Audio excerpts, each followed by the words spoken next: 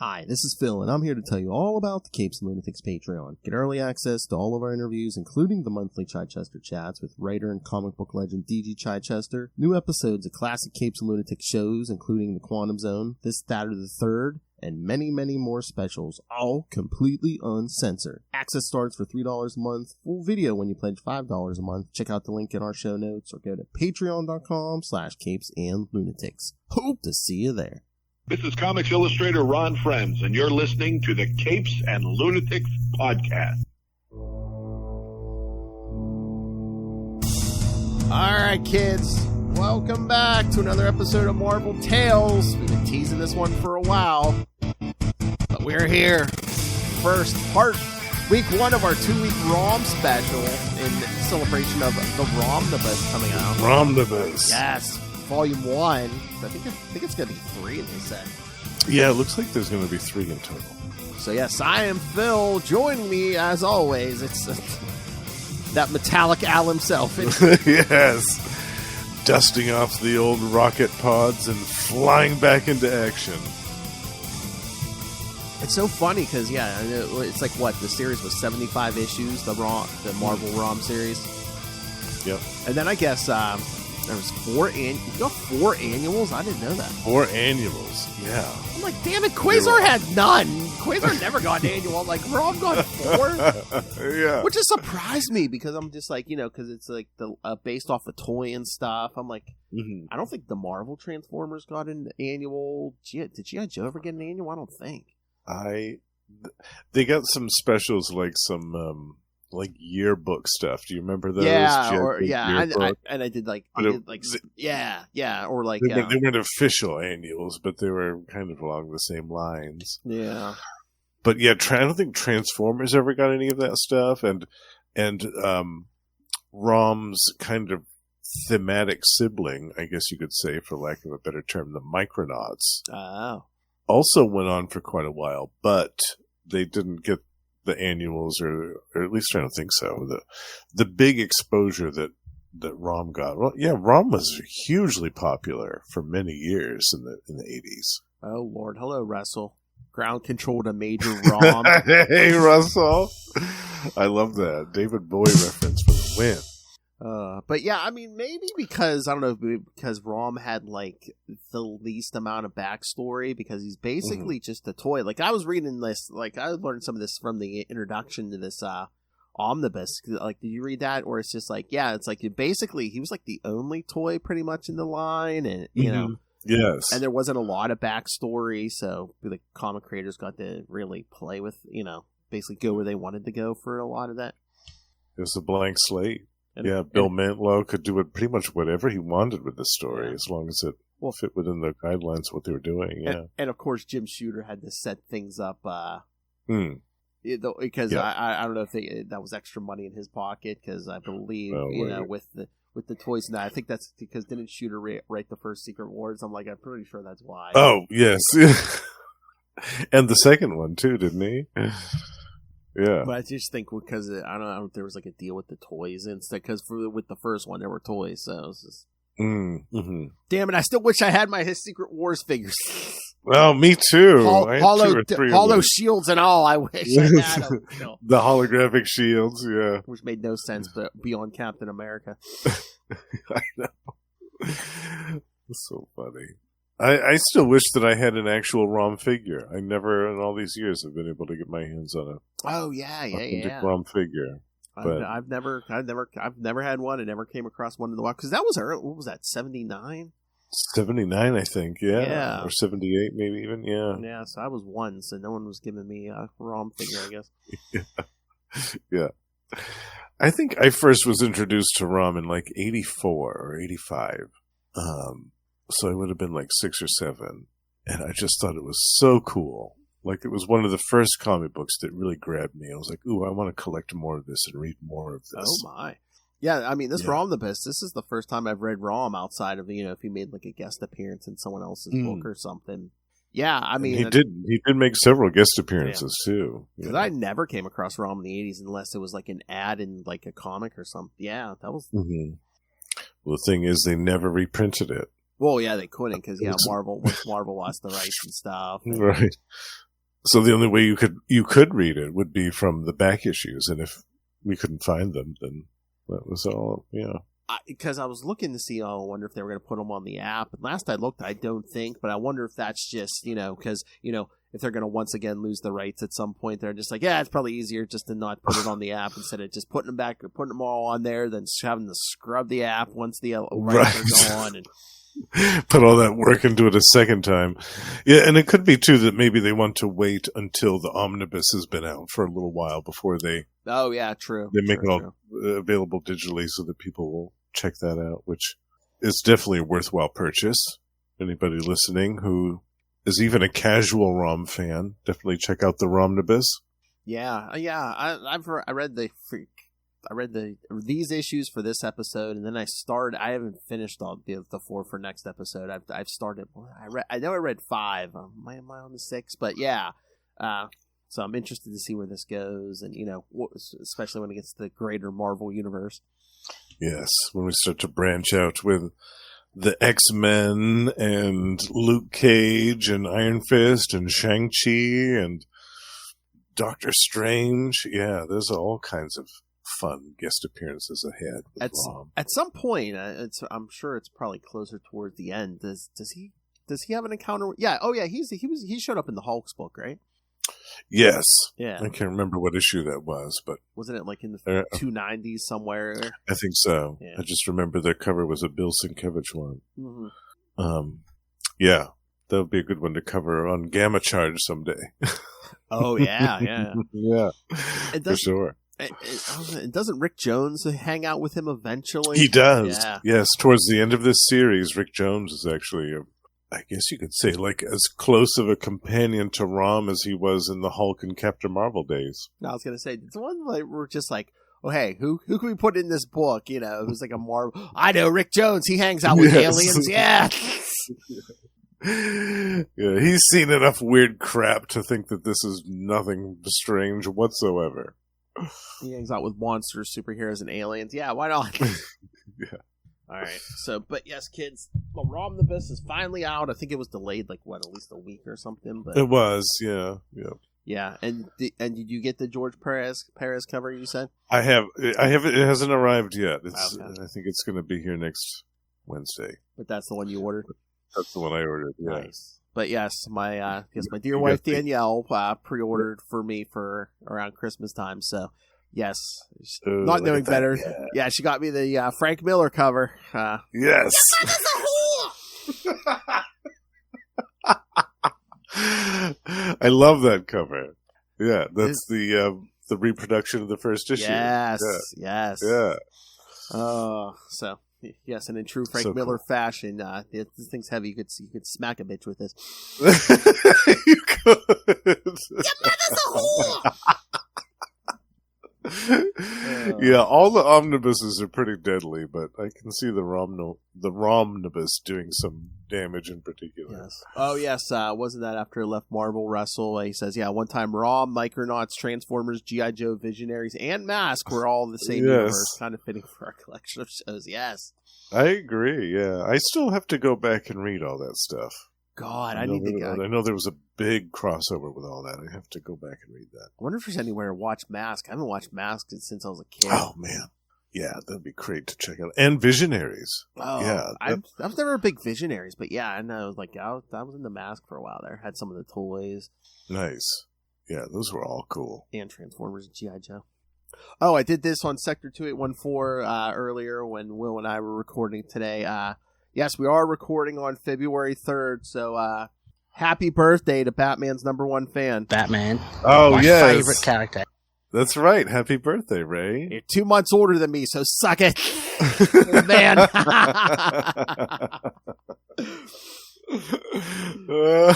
That's right, kids. The same year brought you me and Ray. You're welcome. I love that. Yeah. 2 months apart. Yep, he's 2 months older. Yeah, because mine's April 1st, isn't it? So it's almost 2 months to the day, almost. Exactly. Yeah. That's great. All right, so have we blown enough time? Should we get to these issues? What do you think? Yeah, what do you think? This is your first time reading these. Yes, too, these right? were. This was my first time reading these ROM issues. So nice. All right, let's start with ROM number 1 from December 1979. Arrival. Writers Bill Mantlo and Jim Shooter. Pencilers Sal Buscema and John Romita Jr. Inkers Sal Buscema and Marie Severin. Colors Bob Sharon. Letterer Tom Orzowski. And editor Joe Duffy. Rom arrives on Earth and encounters Brandy Clark for the first time, saving her from a car crash on the highway. Rom arrives in the town of Clairton, West Virginia, ahead of Brandy, and banishes a number of wraiths, sending the populace into a panic. Wraiths embedded into the community contact superiors who send a National Guard to deal with Rom, but they lack the ability to hurt the Space Knight. All right, Mr. Justin, you've read this before. What are your thoughts on this? Well, unfortunately, that synopsis glossed over a lot of important stuff in the story. Yeah. Such as the legend of the Space Knights, which was one of the things that I loved the most about this issue. We get, like halfway into the issue, we get a great origin story of essentially this planet called Galador and how they were enmeshed in this long and bitter war against a race called the Dire Wraiths, who are from a place called the Dark Nebula. And they have the ability to utilize both sorcery and science, which makes them doubly deadly. And so the Galadorians developed the Space Knights to combat them. And that was where Rom came into play. And he essentially tracked a sect of the Dire Wraiths that had made it to Earth and had insinuated themselves among the populace in several high-ranking positions, as Phil and I will uncover in the in the subsequent issues to come. But Rom has tracked them to Earth, and that's where he encounters Brandy and all that type of stuff, Brandy Clark. And it appears when Rom he summons his neutralizer, and when he finds the Dire Wraiths, he has a couple of different tools at his disposal. He can use his analyzer to make sure if they are actually human or Dire Wraith, and then he can pop in his neutralizer just in the instance that they are in fact a Dire Wraith, which the beam sends them to limbo, and it looks like it kills them. Mm-hmm. So for the humans who see this, it looks like he's murdering these humans in cold blood. So right off the bat, Rom has just made a whole bunch of enemies because it looks like he's just murdered these two guys in cold blood in front of everybody. Yeah, so basically he's only banishing them to limbo, which was what I thought West Virginia was. It's a worse limbo than that, even. It's like, hey, are those Dire Wraiths? Howdy, y'all!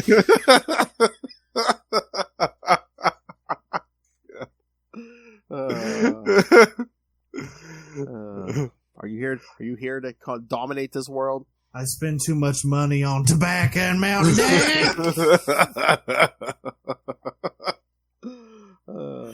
That's so good. But yeah, and then I don't know this. Did it say something in the introduction about? So the Wraiths change their forms. Are they? Did it say something like they're related to the Skrulls somehow? We'll discover that much later on. Actually, I think it's issue 50. We see the Skrulls and the Dire Wraiths come face to face, and it's not pretty. But yeah, it is implied that there's some type of shared genetic inheritance amongst the two races. But again, I know Rom's an alien, but it just seems so weird where he's just like, well, why are you panicking? Even though he just shows up and appears to just be gunning down certain people. It's just like, why are you nervous? Why don't you trust me? Well, this is a theme too that will be explored throughout the course of the Rom series. Really, is that he struggles with being in this machine body. Mm-hmm. He's essentially his mind, his consciousness is within this cyborg locked body. In this suit of armor. Yeah. So he's been that for so long that his humanity has started to kind of ebb away. Mm-hmm. So he in the beginning of this series especially, he views things in a very kind of cold, robotic manner. Like he's just a machine that's out to kill the Dire Wraiths, and that's it. But as the series progresses, we see more of his humanity gradually coming back. Yeah, that's a new thing I learned this time. I'm like, so he's been locked in this for 200 years. Mm-hmm. Yeah, that's how long he's been fighting these things. It's been a long and arduous battle, which has led him all over the cosmos. He's traveled all over the place. Mm-hmm. Yeah. My silver character, he came from an alien planet to help humanity. Where have I heard this before?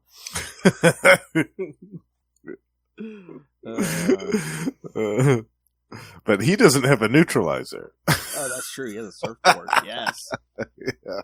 It's a crucial difference there. I mean, I know it was part of the toy, like the light up eyes and stuff, but I do like the image of the red eyes glowing through that slit in the helmet. Yeah. Me too. Yeah. Yeah. It's very, very striking the first time you see it.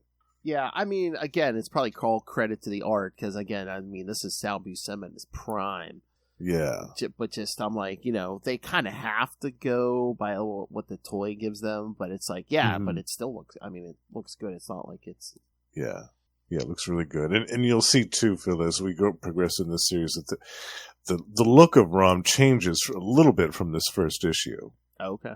Like the eyes a little bit, and the coloration. I don't know in the omnibus if they did a little bit with the colors, but in the actual issue that I have, he looks a lot more gray in this, and in subsequent issues, it's pretty much just all silver.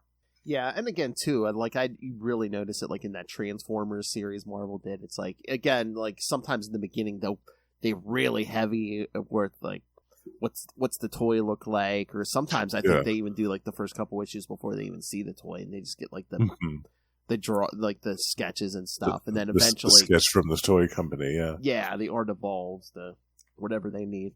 I smell that omnibus paper. It's good stuff. hey kids, this is my drug. Yeah, I've got the old comic book smell. Oh, old comic books have their own smell too. Yeah, with that. Yeah, that's good stuff. Yeah. With that old paper back in the day. Oh yeah. Yeah. Yeah. But yeah, I mean, this first one's good. I mean, we get Rom's arrival on Earth. He immediately starts dispatching wraiths, and then we kind of get the with him telling Brandy the origin of the Space Knights, and how Galador created this defense. Yeah. Yeah, it is a lot of setup in this first issue, admittedly. I mean, there's really not a lot of consequence that happens beyond the meeting with Brandy, the fact that Rom neutralizes a couple of the Dire Wraiths, which had taken the place of these two guys in Clairton, and then the National Guard gets called in, and there's a huge battle there. Well, I kind of like that plot point where it's the Wraiths are just because the mayor's trying to call them in, and then they're just no, block that, no, we'll send that, we'll make sure some of our people are there, and Yes, yeah. They're trying to make sure that Rom doesn't get outside of Clairton.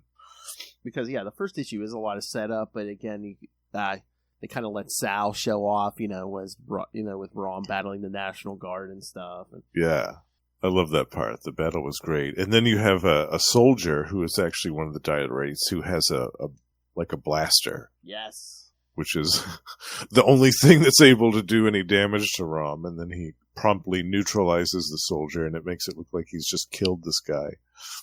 And I love the Wraiths almost every time. They're like, no, death is preferable to eternal banishment. No! Yeah. In the back of the first issue too, they had an ad for the actual toy. Oh, nice. Yeah, that's so funny. And they with a little ad for the comic book in the corner. Oh, I'm sure that was quite intentional. I'm sure there was stuff before the first page was drawn. They're like, oh yeah, you're gonna put an ad in that first issue. Yeah. So, since Rom was the only figure in that line, it's did that toy last long in stores, or I don't think it did. Because I was going to say, the I feel comic like probably lasted a lot longer than that toy. It did. Yeah, I feel like the toy was only around for maybe a year or so. Mm-hmm. Yeah, and this lasted like almost 8 years. I mean, 75, that's almost as long as that Transformers series. Yeah. Yeah, it's crazy.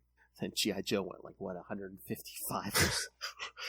Still going, actually. Well, yeah, it's switched companies 3 times, but yeah, that thing's still going, yeah. Yeah. That thing, God, that G.I. Joe series. How many iterations of the toys of that thing? I think at this point, though, Larry Hall is probably thankful because I think they're at the point now where he doesn't have to add characters as they add toys. Yes. All right, so. But yeah, I just wonder if, again, Sal was such a great artist, but were they we have a character who's going to battle, military in the first issue. Who should we get? How about we get the Hulk guy? Yeah. Yeah. And, of course, he delivered with flying colors. Good old Sal. Yeah, he delivers some excellent art in this series in the beginning and just throughout. And he has a variety of inkers that work with him throughout the series that complement his artwork in various ways. So cool. Gonna right cross you right into limbo. That's right. Right into outer space. All right, so should we get to the next one? Yeah. All right. Rom number 2 from January 1980. Second coming. Oh my. Oh my. There was. In other words, a very good date.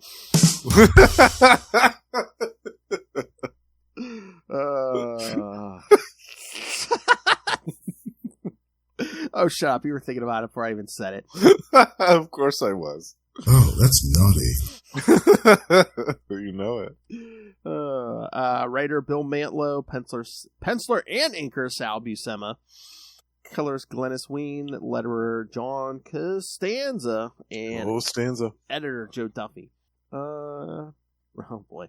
Rom interrupts a gang of thieves led by Archie Stryker as they break into the Laserium Corporation.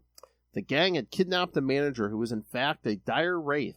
Rom banishes the Wraith to Limbo, but Stryker believes he was a human that Rom mercilessly killed. Okay, that's random. Now I'm just looking at the notes here. In the first few issues of Rom, Brandy's father is stated to be John, but in later issues his first name is repeatedly stated as Jonathan. Oh, that is random. Although Clarendon was described as a small city with a population of 14,000 in ROM number 1, beginning in this issue, it is downsized to being a village. Yeah. Well, yeah, half of them are in Limbo. What do you want? Right.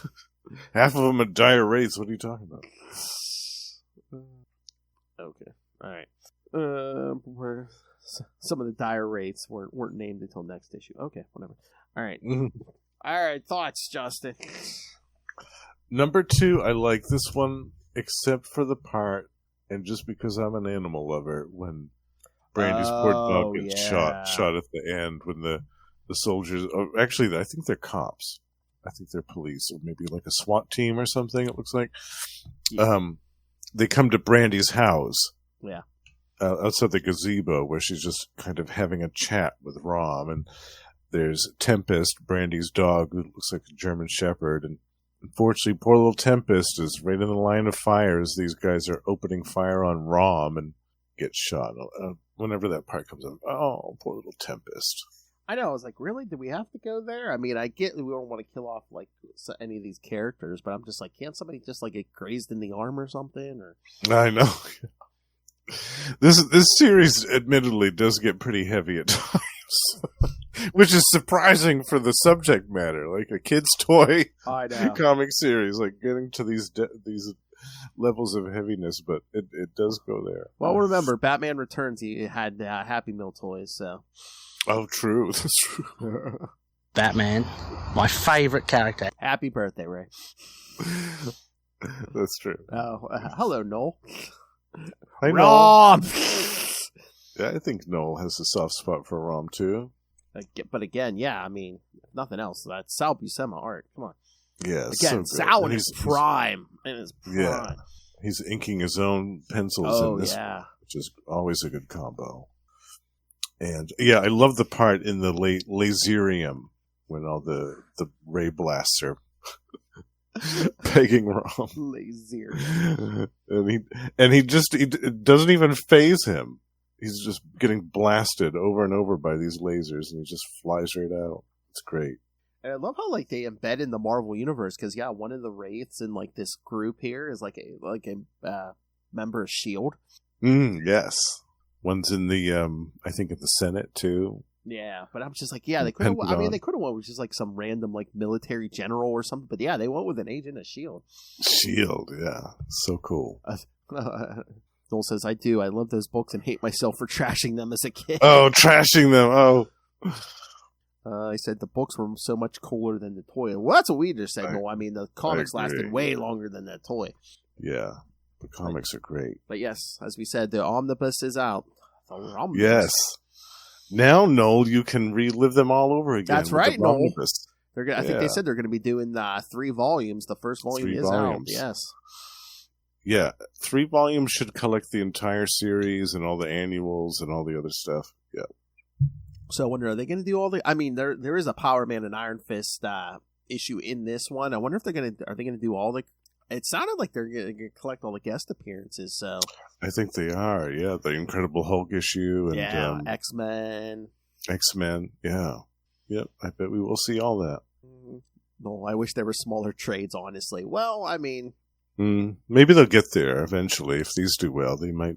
No, it's hard to read those big ass books. I know. You have to like put it on a table or your lap or something, and just like kind of flip through it. Yeah, it's like lifting weights while you're reading at the same time.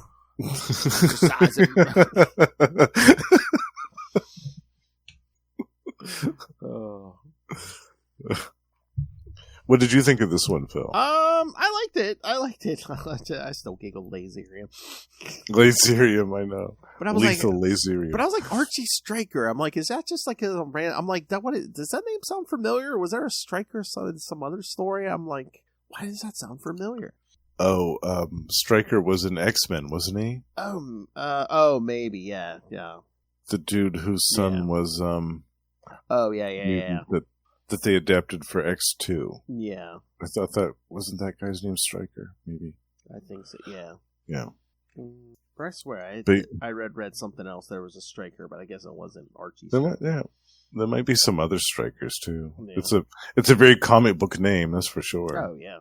Stryker. Yeah, because I just looked at the link on here. Yeah, that's his only appearances are in ROM. So yes. Yeah. Yeah, X-Men, and then from that original. Oh yeah. But yeah, I'm trying to. I don't know if they did them yet or if they're upcoming. I think they're doing a bunch of variant covers for a bunch of the Marvel books coming out, where it's going to be ROM variants. Because I think I saw like a Spider-Man in ROM 1. Of course, I think there's going to be an X-Men in ROM 1. Oh, very cool. Yeah, so I don't know if they're all doing it. I wonder if they're working on bringing him back into the new stuff. I wonder, because it's so weird, because, I mean, a few years ago, I mean, they got the rights back to Conan, and they, like, they had the Savage Avengers book and stuff, and then they kind of let it slip again, like he's gone again. Oh. So, I don't know, unless they test the waters to see if it's popular, if it's... Maybe they're waiting to see how these Romnibus editions go. Maybe if they sell really well, they'll be like, well, it seems like there's enough of an appetite for Rom. Let's put him in Guardians of the Galaxy or something for a while and see how that goes. I mean, Rom would, I mean, as much as, as awesome as Conan is, I think Rom kind of fits in more with the larger Marvel universe than Conan. I think so, too. Definitely. Yeah. Oh, God Loves Man Kills. Oh, is Rom in that? No. That's the X-Men one. Oh, Stryker, yeah. I think he was the anti-mutant religious. Yeah. And then, like we said, he was in the movies. He was kind of the guy behind the whole Weapon X thing, yeah. Yeah. I think Brian Cox played him, I think, if I remember right. It's been a while since I watched that movie. Who? Brian Cox.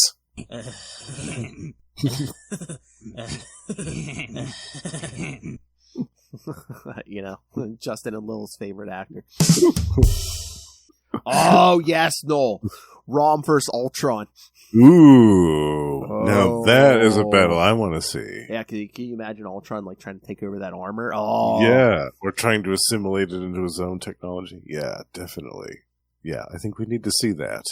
Like Bendis planned. Bendis planned. Wait, what? I bet if the rights for Rom had been in under Marvel's umbrella at the time of Bendis, he would have been all over that. Screw you, Noel. You just got me to show enthusiasm for a Bendis idea. Bendis. But yeah, but I wonder, like, if they bring. I mean, it'd be interesting to see how they bring Rom back into the larger Marvel universe if they do, because I mean, he doesn't have that mission anymore with the Dire Wraiths unless they bring them back too. Well, they possibly could, yeah. Because we haven't seen a shape-shifting menace in the same level as the Skrulls for a while, right? Mm-hmm. Like they haven't done any secret invasion type of stuff for the Skrulls in a hot minute. Oh no, here we go. Wraith Skrull War. I see it's coming. Mm-hmm. Yes. You think secret invasion was... Oh, can you imagine? 2 alien shape-shifting races go to secret war. Secret Invasion 2. This time it's personal. Yeah. This time... More changing... Oh, God. More changing appearances than a plastic surgeon in Los Angeles. They should take up permanent residency in Hollywood. Oh, nice. Yeah. Oh, that might give them ideas. Bendis had mentioned the Space Knights and wanted to use the concept, but had it be Ultron instead or something weird. Well, yeah, of course it's Bendis. Of course there's going to be something weird. Yeah, that fits. Oh, no, what was that? Was that Mighty Avengers? Was that Bendis? Yeah, where it's like there was an Ultron story in the beginning of that where he basically appeared as like a naked Janet Van Dyne or something. Yeah, okay, it's... Oh, that's right. Yeah. I forgot about that. Ew. I know. I know. Every so often you block out some of that Bendis stuff. Yeah. Oh. Like his entire Moon Knight run. Yeah. That I try to forget as much as possible. And I'll never forget that Avengers versus X-Men debacle with the Red Hulk giving like this army kind of commando guerrilla chat to their Avengers before they were jumping out of a helicopter. I was like, what am I reading? What is this? And Tony Stark was adopted. Yeah. They never adopted. They never really turned that around, but they really don't mention it. So I'm wondering if they're just waiting like a decade or so for people to forget that, and they're just like, no, that's always been fair. It's adopted. Oh, and his real dad is Mephisto. Oh yeah, then Jason Aaron's Avengers wasn't Howard Stark working with Mephisto? Oh god. Oh god. Yeah, it's just. Noel asks, who should write a modern ROM? That's a good question. Ron Mars would do a great job. Oh, yeah. He does a great job with any cosmic stuff. Uh-huh. Yeah. How about Peter David? He'd be able to bring Rick Jones back. Totally. Yeah, he would definitely get the voice of Rom right. Maybe Jed McKay? Yeah. He could definitely do it. If you want, we'll have to have him work overtime. Do another monthly book. He's already got like 5 going now, I think. D.G. Chichester! Yes! Yes! Do you think he'd have an interest in writing some Rom? Maybe, yeah. I mean... Possible. I don't know if Marvel has him on the hook for anything after Black Armor, so come on. Yes. That would be cool. Oh, yeah. He could. Oh, Noel said Chip Zdarsky. Oh, okay. Interesting. I can see that. Uh-huh.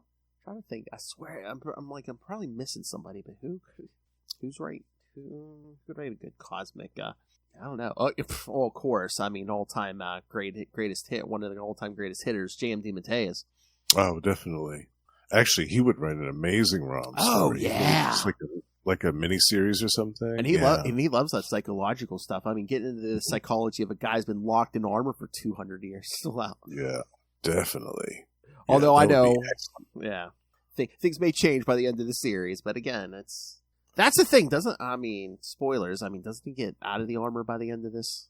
Well, kind of, sort of. Because that's the other thing. You'd have to write a story where he has to get back in that, There is a little bit of a happy ending at the very end, but there's some other kind of red herring stuff that happened throughout the series that I won't spoil for you. But Noel says, you guys have only mentioned old guys. Ha ha. The podcast for me. you know it. Well, I mean, look who's here. Double biscuits for me. Podcast for me. All right. All right, so any other thoughts on 2, or should we jump to number 3? I think, let's move on to Firefall. Is that, is that 3 or 4?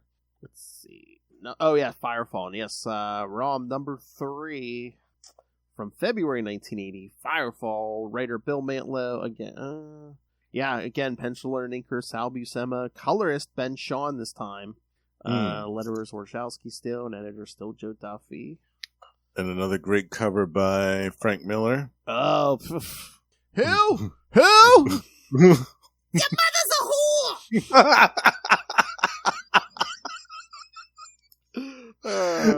Oh, yeah. It's actually one of my favorite ROM covers. I love it. Says he misses Mantlo. Yeah. I do too. I enjoyed it.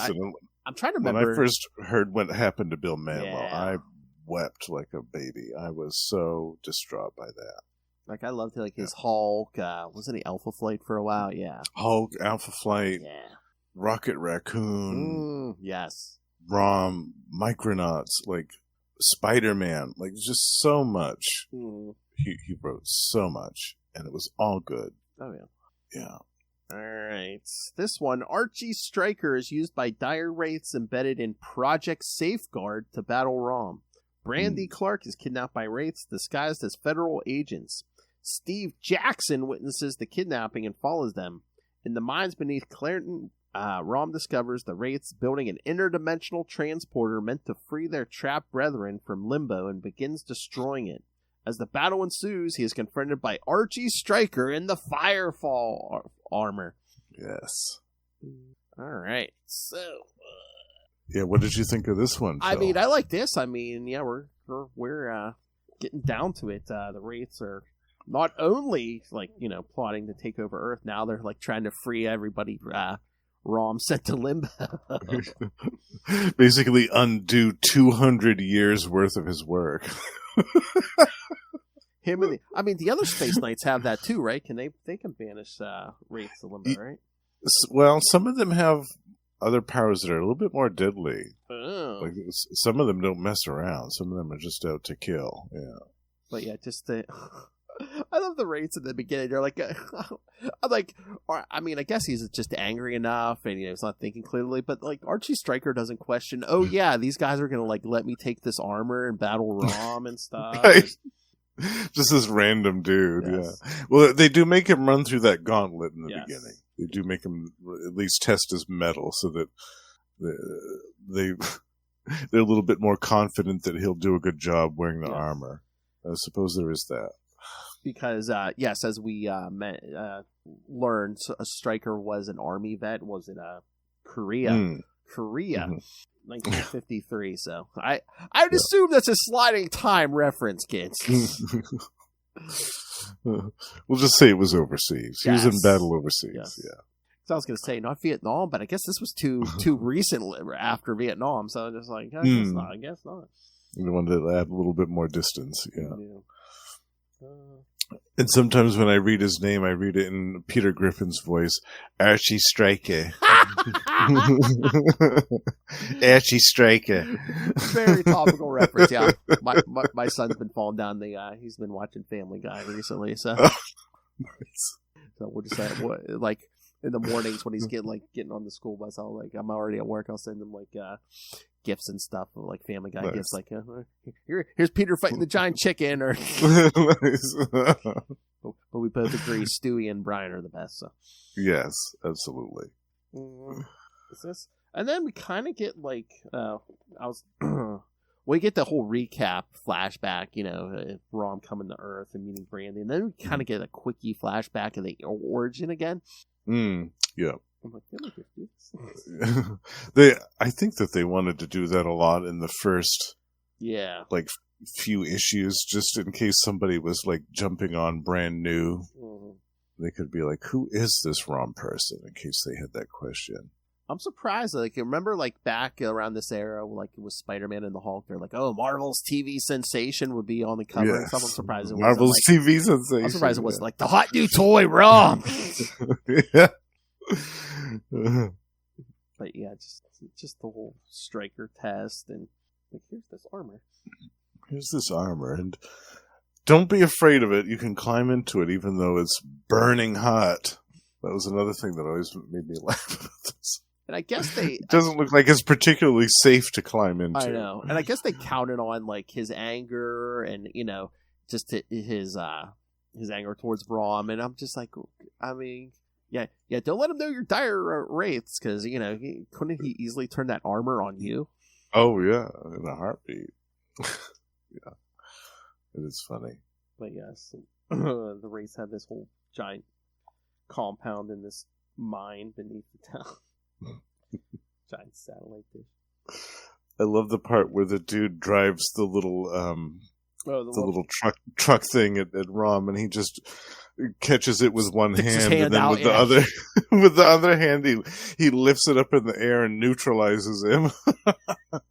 And then throws the cart at the satellite dish. Yeah. Yeah.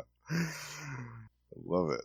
They're all just like, flee, run for your lives. Oh, I love that though. Because when Rom hits that, it creates a whole big power surge. Because we see, I love the guy. What's wrong with our TV? And the daughter, it looks like outside interference, Daddy. I was like, oh, this kid can recognize outside interference.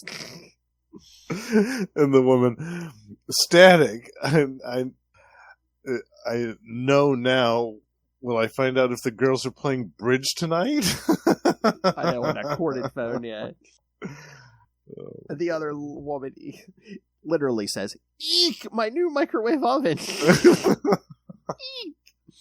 Eek. And then still, what do you think of Steve and these, Steve Jackson? Oh, yeah, he's a bit of a jerk in the beginning of this. Yeah. So I guess he has a kind of an almost irrational hatred for Rom in the beginning. Well, I mean, one, he's still under the impression Rom's a menace, but two, I think he's kind of like, is he trying to make time with my girl? Well, I mean, there is a bit of a jealousy factor that goes in there, yeah. But I'm of the opinion that Steve takes a little bit over the top. Well, yeah. And then, like you said, this is like the first cliffhanger, because it's when Firefall shows up at the end, starts blasting Rom.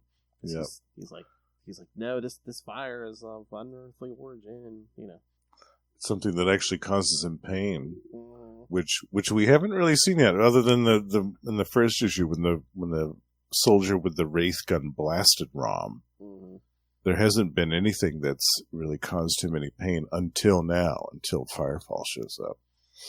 And then, I mean, we'll get into it more next issue, but at the end of this, Rom he's like, Karis, is that you? Yeah, it's almost like he recognizes the armor. Yes. It's because he does. Yes, we'll find out, yes.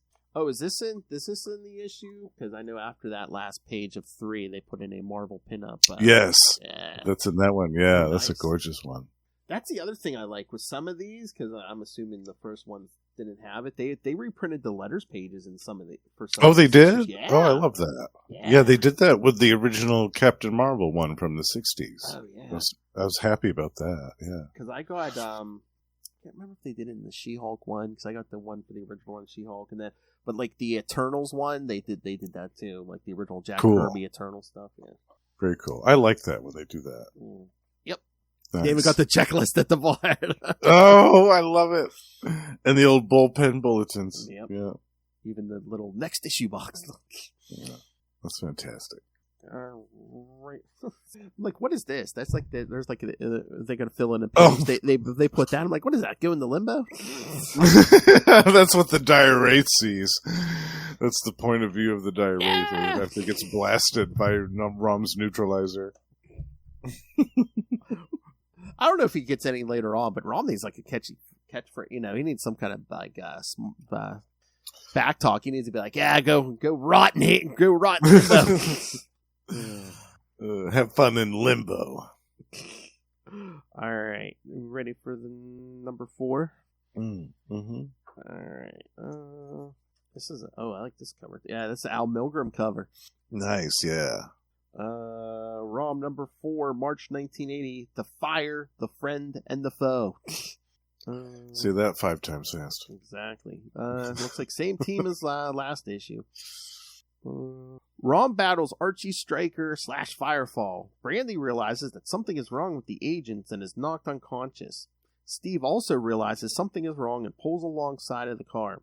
One of the Wraiths' federal agents attempts to shoot Steve, but is pushed out of the car by Brandy, who had only been feigning being unconscious. Brandy grabs the wheel of the car, causing it to skid out of control and crash. As Steve approaches the crash site, he sees what he thought was a federal agent die and turn to ash, just like the ones Rom supposedly killed, and realizes that Rom and Brandy have been telling the truth. As the two armored warriors break apart, Rom tells Stryker of his friend Karis, who was the original Firefall, and that he is not wearing the armor, but has been genetically grafted to it. Stryker doesn't believe Rom. The battle continues and Rom defeats Stryker, severely damaging the Firefall armor. Stryker realizes that he cannot remove the damaged armor and that Rom has been telling the truth. Alright. You know what? As I was reading this, it popped back into my head what bothers me so much about Steve. I think it's a few times he's like, oh, that Brandy acting all independent woman. He's like, I'm sick of that. Oh, yeah. Oh, like, yeah, God forbid she has a independent thought, dude. Yeah. I mean, this was 45 years ago, Yeah. but still. I mean, even then, women were independent and could do things for themselves and didn't need a man to do it all. So yeah, that's another thing I don't like about Steve. It's just the way he's written in this beginning stuff. I want to be like, yeah, dude, they can vote, have jobs, and be superheroes now. Yeah, exactly. And much more than that. Exactly. Yeah, this was actually my favorite issue of these first 4. Though I love the fight between Firefall and Rom. I think it's great. Oh yeah, because I mean, of these 4, Rom's finally facing an opponent who's kind of on his level because since Stryker has that armor. Yeah, a fellow Space Knight's armor, and I really liked that how we had a flashback to Rom and Karis when they were both humanoid, before they were turned into Space Knights. Mm-hmm. You see a piece where there was a life debt back on Galador that took place. Yeah, because I don't know if they're going to do a lot of flashbacks going forward, because, again, I haven't read these, but it's just like, I'm like, yeah, it makes sense, because I'm like, he has 200 years of backstory, so... Yeah, they do delve a little bit, like especially in the annuals. There's a couple of annuals that talk about his exploits in the past, which are really cool. But yeah, this is one of the first times that we see that a flashback to when Rom was a human being before he was grafted into the armor, and the fact that he's fighting kind of one of his own people almost by default, at least the technology of Karis, but it has to grapple with the fact that his friend, whom he owed the life debt to in the first place, is dead for all intents and purposes. Well, yeah, because he's like, the only way you could have got him out of that armor, unless it was the Galadorians, is, the race would have had to kill him. Yeah. So he has to deal with that fact, in addition to the fact that he's this dude, Archie Striker, is trying to mercilessly destroy him with his murdered friend's armor. Yeah, it's pretty heavy stuff. I love Steve's like, oh, they're firing some kind of heat ray at me. They must be aliens. I'm like, how has the race been using heat rays since issue 1? I'm like, all of a sudden you notice? Yeah. Yeah, and maybe the fact that the gun is like a bright magenta color might tip off the fact that it's not of earthly design. You would think, yeah. Little things like that. But again, great art. I love that first page splash. Yeah. So good, right? Yeah. Mm-hmm. Oh man, all this. And after that, all this for 40 cents, kids. For 40 cents. Yeah, in 1980. Man. Yeah, and during the battle when I love that panel when Firefall creates kind of like that big meteor out of flame and just hurls it at Rom with full force. It's so cool. Oh, there's almost your Sal Buscema Red Cross kid. Yeah, right there. Yeah. With Firefall, just like smacks him down to the ground. Yeah. And he goes flying. flying into the earth. And then all those wraiths in human form come charging out of the mine, and Rom's just like, yeah, since Well, Rom goes, since they announced what they are already, I don't have to scan them. I just gotta blast them. he's like, I guess you guys want a one-way trip to Limbo. All right, here it is. Yeah, but great action in this issue. Great artwork, great action, great pacing of everything. It kept it moving right along to the end. Yeah, because you got the car chase, you got the battle with Firefall, Yeah. And still flashbacks. Yep. Yeah, I think that was my favorite part of this issue, was the flashback to Galador. Mm-hmm. When Rom was drowning and Karis jumped in and hauled him out of the river. Mm-hmm. Yeah. I mean, it's... I kind of saw that, Archie Striker's going to be back, but I'm just like, again, it mentioned, like, Rom damaged the armor. I'm like, if you do enough damage to that armor, isn't that going to kill the person inside if you're, like, genetically crafted to it? Potentially. Yeah. Yeah, because he is, for all intents and purposes, a cyborg now. Yeah, because I'm like, even Dr. Octopus, I mean, like, the one time Spider-Man rips those metal arms off, he felt the pain. Oh, yeah. It was like he ripped his actual arms and legs up. Yeah. Yeah. He felt it. Yeah, we will see more of Archie Striker in the issues to come. Yeah, I saw. I think it's at least through 11 or something. Yeah. Yeah. He will appear again. All right. Yeah, I love they printed those letters pages. I love it. Yeah, that's so cool. I'm glad that they do that.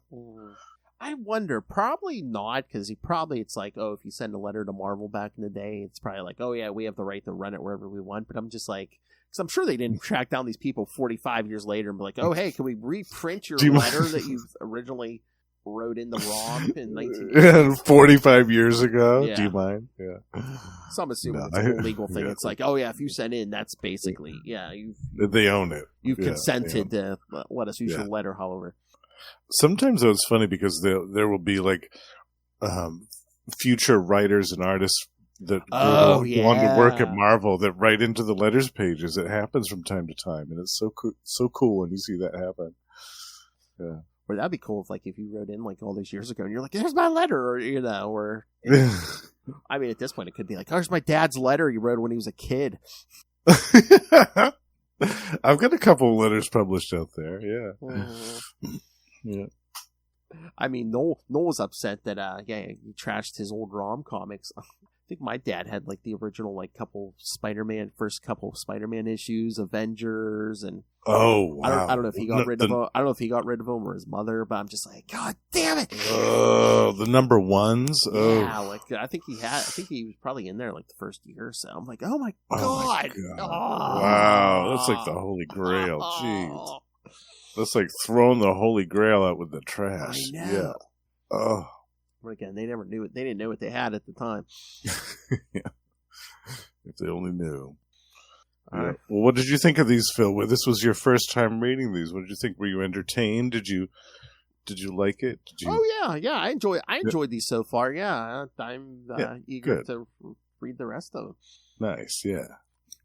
They are a little dated in places, like we were talking about with Steve's treatment of Brandy, and just little bits and pieces of the dialogue just haven't really held up over over the last 45 years, which is kind of to be expected from some medium sources, but I think it's still entertaining and fun. Oh yeah. It holds up well. Yeah. And again, not to keep beating the point home, but, just like with the Transformers and G.I. Joe series Marvel did, it's like, I think they were doing some good work with, these toy lines where, it basically could have just been a throwaway thing. Yeah. It wasn't just simple, mindless stuff for kids. Yeah. That was meant to appeal to kids, to get them out, to go out and buy toys. It wasn't simply only that. Yeah. There was actually some substance behind it, which you wouldn't expect. I mean, that Transformers series used to surprise me all the time. With some of the stories that they did, and some of the things that they did in that series. Yeah. It was always entertaining. Like that episode you, me, and Russell did. I mean, that one issue, it's just Megatron and some gangster. Right. I know, yeah. But, Some random guy who suddenly thinks that he's king of the hill because he's got this this special weapon all of a sudden. I know. Like I said, Or that other story where they had like those little termite things that were eating the scraplets, yes. Little scraplets, yeah. Little things like that. Like, I was always surprised by that series. It was great. Oh, yeah. I mean, there was at least a year or two there. I mean, in the Transformers series, there was no Optimus Prime, Megatron, or Starscream. Yeah. That's why I said it. Like you were saying, there was substance there. It wasn't just like, a 20-some page advertisement every month. Yeah. Like, oh, hey, go buy this 20-page toy ad, yeah.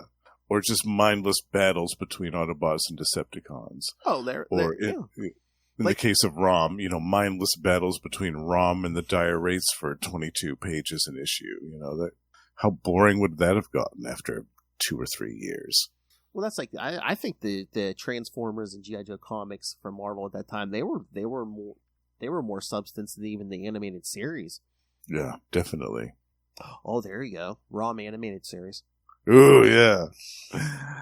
I dare to believe it can happen. I mean, if I never even thought that. Well, I always hoped that one day Marvel would get the rights back to Rom, but it was looking kind of despairingly for a while there. I thought, wow, is this actually going to happen in my lifetime or not? But they finally got it hashed out, and finally we get the first of 3 Romnibuses. So I think the sky's the limit. Russell hit it on the head. All right, who should do a new Rom series? Al Ewing. Oh, yeah. Yes. Well, good choice. Yes. Very good choice. Yeah, because he even did a Guardians of the Galaxy series, so yeah. Yeah. I read a little bit of that, and that was good. But yeah, Mortal Hulk, yeah. Yeah. Yeah, he would do an excellent Rom. Good choice, Russell. Yeah, because his Immortal 4 right now is not bad. It's pretty good. I gotta read some of that. Was it good? Oh, yeah. All right. Anything else, Justin? No, I think... Yeah, I mean, I could talk forever about Rom. You know that. He's one of my all-time favorites. In fact, this series is probably in my top 10. I love it that much. Oh, really? Yeah. I've read the whole thing so many times, and it goes back to the beginning of when I first fell in love with comic books, so there's a little sentimentality there, but I think it still holds up. It's still a great series, made by some really talented people, and it's got some great stories in it. Oh, yeah. Oh, definitely. Yeah. Again, stuff you first read when you're younger, it always sticks with you. That's why I love the Transformers stuff, because that's pretty much like the first comic book I read was those Transformers. Yeah, definitely. That was kind of like with you. Yeah, that stuff stays with you forever, and you can it kind of sets the template for what you like, for the things that appeal to you in the rest of your life. It's like it checks off all the boxes, of the things that make you happy about comic books or things in general. Yeah. Well, like you're another proof for me. What I said, some of these toy tie-in comics, man, they were like gateway drugs, because Rom for you, Transformers for me. It's like, okay, you start reading those, and it's like, oh, what else is there?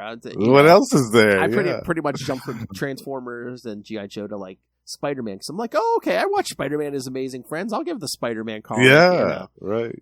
You were familiar with the character. Yeah. Then I start reading Spider-Man at 10 years old, and it's in the middle of Inferno. Oh, yeah. Things are about to get really crazy really quickly. Demons and Green Goblin versus Hobgoblin. Buildings coming to life. Yes. Yeah. Inferno was a wild time. All right, kids. But yes, next episode, we're going to, like I said, keep the ROM train going, because we're going to do the next 4 issues, ROM 5 through 8. I'm excited about that. Oh, yeah. Like I said, I read 5 already, so I think ROM kind of runs into his first piece, his first piece of the greater Marvel universe. So. A little bit, yeah. All right, so yes, send us your thoughts on ROM in general. Send them your thoughts on these first 4 issues of ROM, or ROM 5 through 8 coming up next time. Did you get the omnibus? Which cover did you get? Who should write a new ROM series? Yes, let us know all your ROM thoughts. Yes, did you get the George Perez cover for your omnibus like Justin, or did you get the Frank Miller like I got? Your mother's a whore. Also, do you have the original ROM action figure? If you do, yeah. send us pictures. I want to see it. Yeah, please. Or the original comics. Oh, I gotta reach out to Rob Southgate. I think he had all that stuff, but oh, really? I'll have to see if he still has it. Yeah, nice. I think he had it in storage for a while. All right, so send us your thoughts, kids. Email us, CapesandLunatics@gmail.com, or call the voicemail, 614-382-2737. That's 614-38-CAPES. Send us some feedback. You might win some free comics or some merch. I got some stuff. And, of course, you can find all things Capes and Lunatics, episodes, social media, merchandise, the Patreon, because, again... 2024, I promise that I've delivered. It has been more vicious and brutal than ever. well, Lil's involved. All right, so find everything at tubespace.io/Capes and Lunatics Podcast Network. That's tubespace.io/Capes and Lunatics Podcast Network. I'm gonna eat this up with a fork and spoon. All right. Owl Knight himself, Justin the Owl. Yes, you can hear him here every week on Marvel Tales. You can hear him on Electric Mullet, the Superman podcast, twice a month with me and Justin. You can hear him once a month on shows like We Are the Night, the Batman podcast. Talking Azrael. We're on the Azrael solo series right now, and also on Energon Universe. Both of those with me, Justin, and Russell. Energon Universe, where we'll talk the new Transformers and G.I. Joe content coming from Image. I guess this can be the official announcement. Yes, we are starting another show, X-Men Classics, which, kids, all right, good news, bad news. Some weeks you may not get Marvel Tales, but if you don't, you will get a X-Men Classics with me and Justin. And there are rare occasions where you may get both. So, in a week. So, yes, stay tuned for that. Well, we're going to be recording the first episode after this, but yes, it is coming. Hell, I think it's going to drop before this. So, yes, go check out X-Men Classics #1. But where else? Okay, King of Podcasting. Where else can we find you? If that isn't enough, you can also find me at Gamma Charge, the strongest podcast there is, which I host with my pal Russell. And that is 3 times a month. We talk about the Incredible Hulk and the Sensational She-Hulk. And we have a Patreon, so do check that out. We also co-host with our pal, the High Priest of Khonshu Ray and fellow Predator fan, Predator and Prey, the Yocha podcast, which is twice a month. We're covering both the new Predator comics from Marvel and some of the classic stuff from Dark Horse.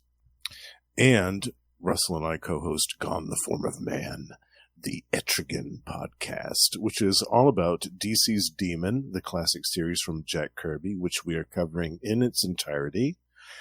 And last but not least, The Lost Library of Legends is my solo project, and by the time that this episode comes out, in February, I will have just completed a spotlight on an Impact Comics title called The Jaguar from 1991.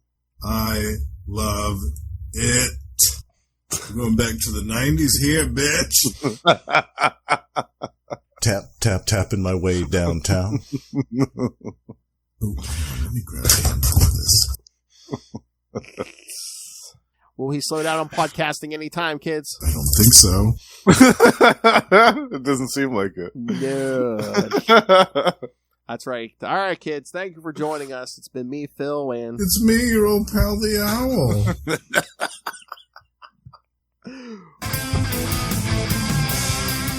All right, kids. Yes. Thank you for joining us. Next week, more ROM 5 through 8, so keep your omnibuses handy. Yes.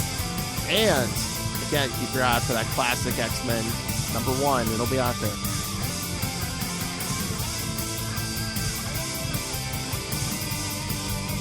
All right, so yes, join us next time. Keep your analyzers and your disintegrators handy. Hold on to your omnibuses.